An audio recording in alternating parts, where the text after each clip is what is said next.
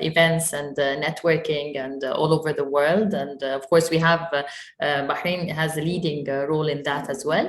I'm Dr. Nehal. I'm a business professor at the Royal University for Women, and I'm the director of the Office of Student Life at the university.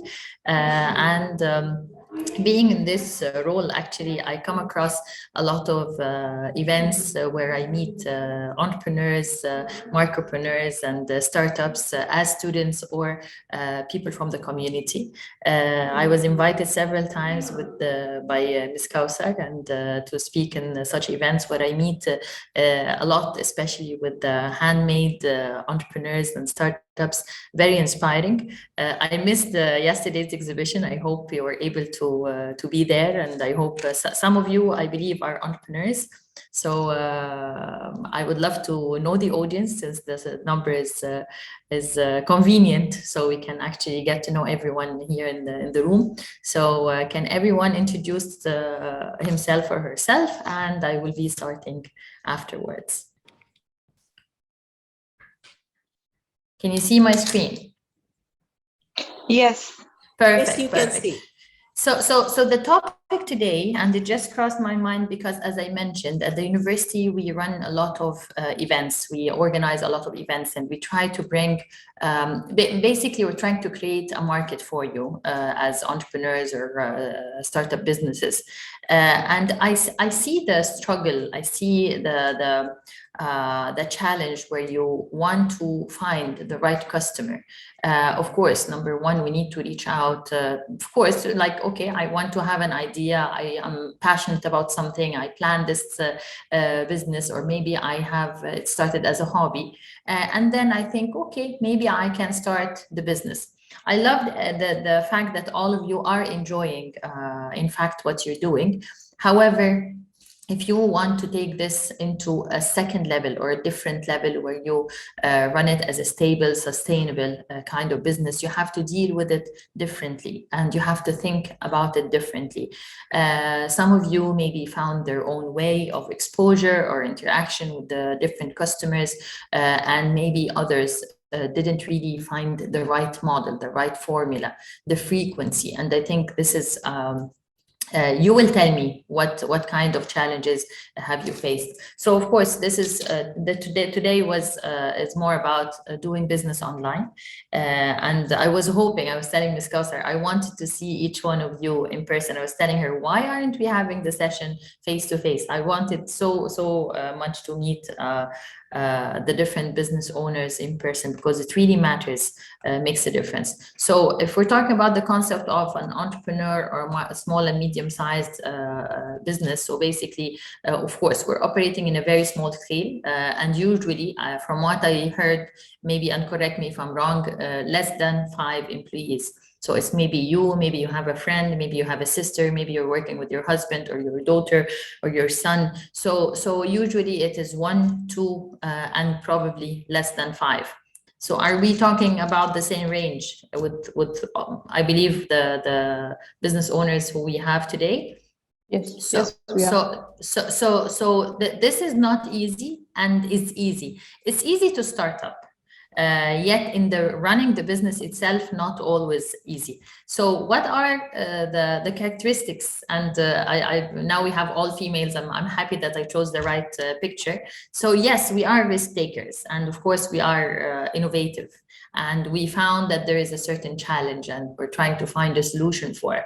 And by the way, up till now, if you don't find a problem, or if you don't see your product as solving a certain problem or offering a certain solution, maybe there's an area for you to do some sort of a twist. Because this is where the differentiation lies. This is where you can find the market. This is where you can actually say, you know what, I'm here to stay, because I have something nobody else is offering. I've heard, of course, I love resin art myself, and I've seen a lot of resin art artists and business owners and business makers. And speaking of that, Ms. Kausar, I would love very much to run a resin art competition or an art competition where we have like, okay, show us the best you have.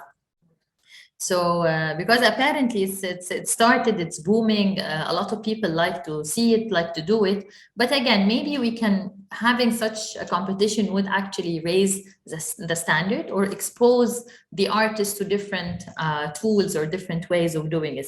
So again, we need maybe to change the technique, maybe to change the material we're using. So again, I think this kind of exposure as well is important. So knowing your competition or seeing whoever else is in the market is important. Seeing, again, an entrepreneur or micropreneur usually sees the opportunity. So again, you have to do a lot of research and again, run after the opportunity. Don't say, okay, yeah, this person seems helpful or see an opportunity here, I'll call them tomorrow. No, you call them today. You call them now. You make the deal now because it's tomorrow, it might not be there.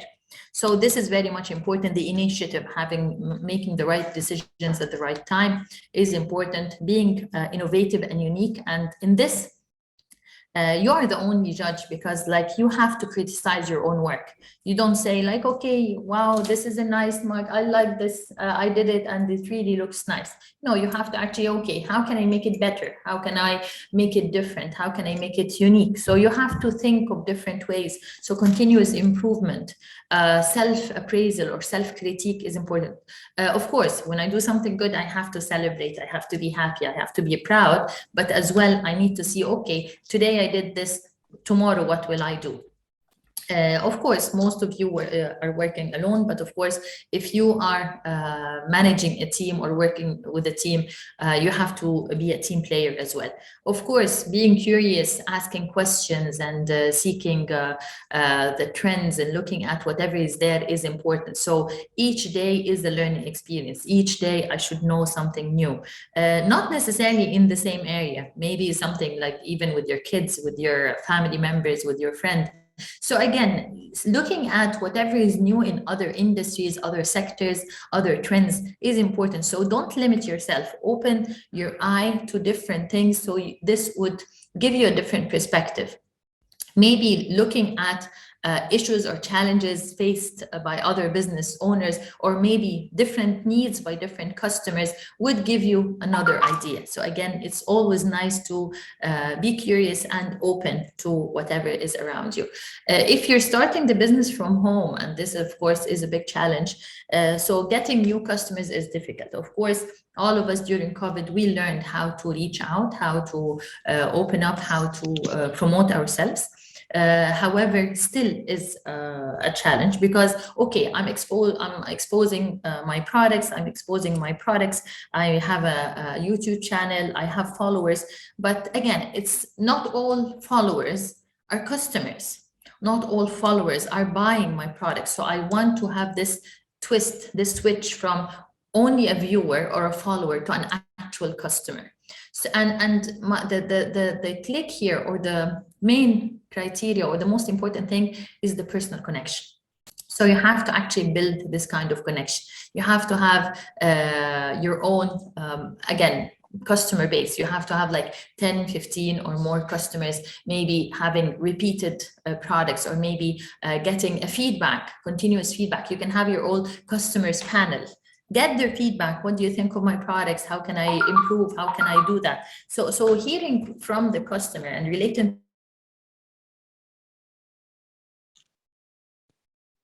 Yeah, she will be back, don't worry. Sometimes technology really gets something, but just relax, she will be back. Yeah, she is. Yes, Ms. Kaus. Okay, so managing time, of course, when I run the business from home, there's always a challenge that I need to manage my time in a better way, because of course I have the kids, I have family responsibilities, other duties, so this is very much important. So try to use any time management technique. Of course, we can introduce this in a different setting. It's not the time for that. All of us, including myself, a lot of times I need to revise my techniques or look at how can I improve my time management skills. Work and family tasks are sometimes not separated. So again, maybe I need to engage family members. Maybe I need to engage somebody with me in the business. Here, I need to highlight something really important. If you need this kind of support from a family member, or even like daughters or sisters or brothers or husbands or whatever, you need to actually have a very, it has to be professional. They have to get paid. They have to see what's in it for them. Because again, I can help a friend one time. The second time I would maybe say no or find an excuse, or maybe I do it out of being embarrassment or just to support my friend. But if I'm getting paid and it's part of my duty, so again, this clears the water. So no, like, okay, it's not like, okay, this time I'll waste this day, and again, I'm not getting anything out of it. I can enjoy your company as a friend, but on daily basis or a certain expectation, try to keep things professional. Like I used to have like maybe a friend, she's helping out with one of my kids, just tuition or something. I tell her, you know what, I have to pay. I feel committed, you will feel committed. Whenever I tell you, please, I need help in that, you would like come and do it willingly because you feel that it's part of your job. You're doing your work. And I feel committed because, okay, it's not that we're wasting our time. There is 1 hour. Okay, we can have coffee afterwards. We can go out, whatever. Same thing applies. If you are, I don't want to say using, but if you are employing or getting the help of a family member or a friend, please make it professional. And again, maybe you're not meant to be together in the business, and this is clear, it's fine. So if we can't work together, but we're still family members, we're still friends, just differentiate this, because it makes life much easier. Setting expectations very clear. Here, I need to know if there are certain restrictions or certain licenses or certain approvals I need to maintain. So all of these are important, of course, with the registration as well. So all of these are important aspects. Nowadays, we have to actually register the business, even if it's online or like on Instagram. Sometimes we have downside of home business. So again, sometimes it's difficult to establish work habits. So when are you working? What time? So some people say, okay, whenever I feel like it, especially if I'm making art. So one of my friends, she has this collection. She's doing, again, similar stuff with candles, with other stuff. And whenever I tell her there's an exhibition, oh, I need to make a new collection. And I always think about something. Okay, I was asked once, how many pieces should I make? So she's not running the business. It's not ongoing business because it's on Instagram. So like when she has an order, she does the order. But if there is a certain event that she has to attend to or attend, so basically she has to prepare. I always think, okay, how many is she expecting to sell and how many is she supposed to make for that day? And this is really important because it's coming out of her pocket. This is the investment that she's making. So is she making the right profit in order to be doing the right sale? So you have to know that. And I don't know, maybe some of you can share with me this problem that, okay, you're going to a certain event and you don't know, like, can you